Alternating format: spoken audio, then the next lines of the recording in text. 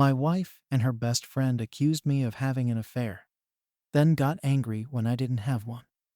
I 31M and my wife 29F had a baby last December. It was a traumatic birth, and my wife developed postpartum depression. While she was originally going to go back to work after the birth, she's been struggling enough that we decided to wait until our daughter was a year old and reassess. She has been going to therapy weekly. With my wife home full-time, I've had to work increased hours. This is something we discussed prior to making this decision, and she knew this from the start. A few weeks ago, my boss approached me about a project that would require a lot of overtime in a short amount of time. It would both be great financially and for my career. I talked to my wife about it, and she agreed that I should say yes to my boss. For the 4 weeks I'd be working on this, my Mill and her best friend, Jessie 29F, name changed, would come help out with some of the duties that I typically do. Jessie is a Psalm with a 4-year-old and a 2-year-old. She began coming over during the day and would watch the kids with my wife. 3 weeks into the project, it became clear that we'd need a few more weeks to get it together. I went home that night and talked to my wife about it. She said she was okay with it, but got very cold in the days after. It wasn't unusual behavior over the past few months, so I didn't think much about it and tried not to take it personally. During the last week of the project, I got home one night and saw that Jessie was still at the house. I didn't think much about it, said hi to her and my wife, and then went to go check on our daughter. Before I could get to her room, I heard Jessie say something along the lines of, "He doesn't even stop to greet you. Definitely a sign." I turned around and asked what it was a sign of.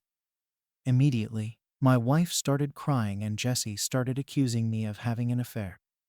She told me that I must hate my wife because she has PPD and am not attracted to her because she gained weight from the pregnancy. Neither of these things are true. I'm trying my best to help my wife through her PPD while supporting our family. And I think she looks great how she is right now. She just hasn't wanted to have sex and I haven't pushed. Jessie then demanded to see my phone. I told her no. She told me that's a sign that I'm guilty. I told my wife that I would let her see my phone if she wanted to. She nodded, and something inside me broke. I guess it was the thought that she actually believed I was having an affair really got to me, and that she didn't trust me after everything we've been through. Well, she looked through the phone, and there was no evidence. Jessie started saying that I deleted the evidence.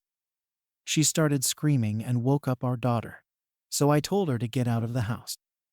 Eventually, she left, and I went to calm our daughter since my wife was still on the couch crying.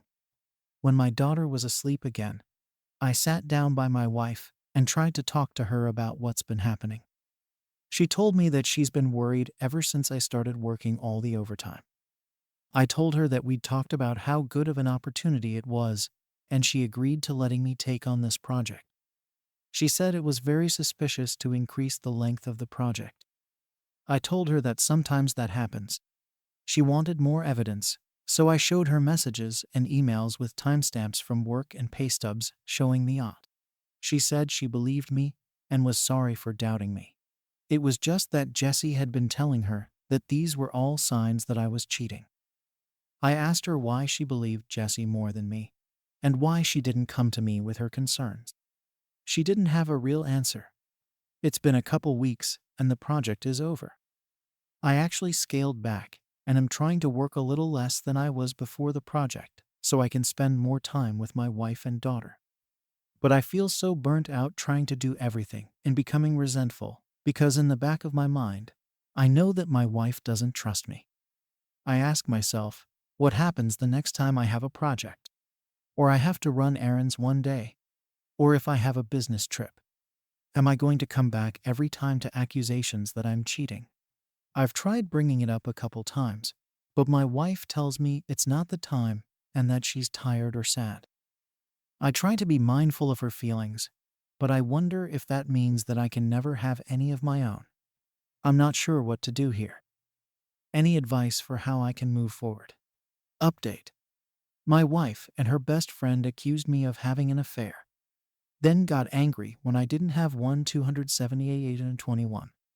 Thank you to everyone for all of the advice and support on my previous post.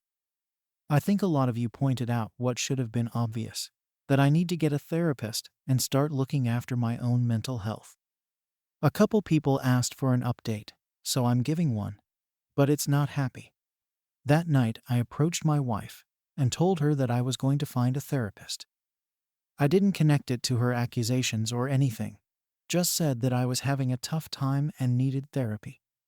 She shrugged and told me to do whatever. Next day, I got home from work and our room and my home office were ripped apart. Things everywhere.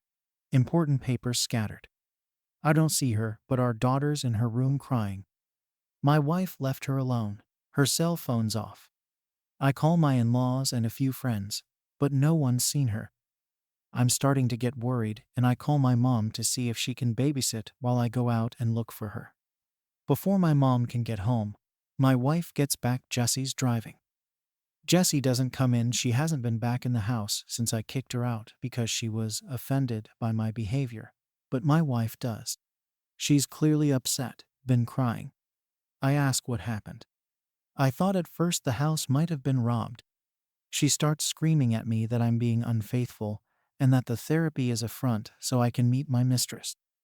I try to calm her down and tell her that's not true, but she came at me and she hit me. My nose is broken. She kind of realized what she did and sat down on the couch and went comatose, just stared at the wall. I went into my daughter's room and locked the door. Called my mom to tell her what happened. She was already on her way, and my mill to ask her to come over and take care of my wife. I packed a bag for my daughter, and when my mom got there, we left. My wife didn't even look up. We dropped my daughter off with my dad, and then went to urgent care for my nose. I got blood all over my mom's new Subaru. My daughter and I are staying with my parents for a while, and my wife's staying with hers. I am looking into getting a restraining order against Jessie. My wife and I are separating. I love her, but I won't live with someone who hurts me and who could potentially hurt our daughter. I am not going forward with a divorce yet, with the hopes that my wife will get the treatment she needs and we can work things out. My in-laws told me that they're looking at inpatient treatment at a local hospital. But I also have everything well documented in case of an eventual custody battle. My heart's broken because I know this isn't my wife. This is a sickness in her mind. But I need to keep myself and our daughter safe and give her the space to recover. I'm hoping that this is the right decision. Thanks again, everyone. Edit. Thank you all for your feedback. I've talked to my parents after reading your comments and came to the conclusion that for my daughter's protection, I need to file a police report. I am headed to the station now. Do I let the woman I fault with my wife's death, let her speak at her funeral? Sweden 921. TL Doctor. A woman fed lies to my wife, suffering from postpartum depression, that led to a mental breakdown and her death. She now wants to speak at my wife's funeral. Denying her would start trouble, which I'm not sure would be worth it. There's more context for this situation in my post history. My wife passed on early Monday morning, convinced by her friend Jessie that I was having an affair that I did not have. She had a mental break, which resulted in my taking our infant daughter and staying with my parents for a while. She was with her parents, who planned on taking her to the hospital for inpatient treatment on Monday. On Sunday night, she came to my parents' house and demanded I give her our daughter. Because she had left her alone for several hours the last time she was responsible for her and had gotten physical with me, I refused.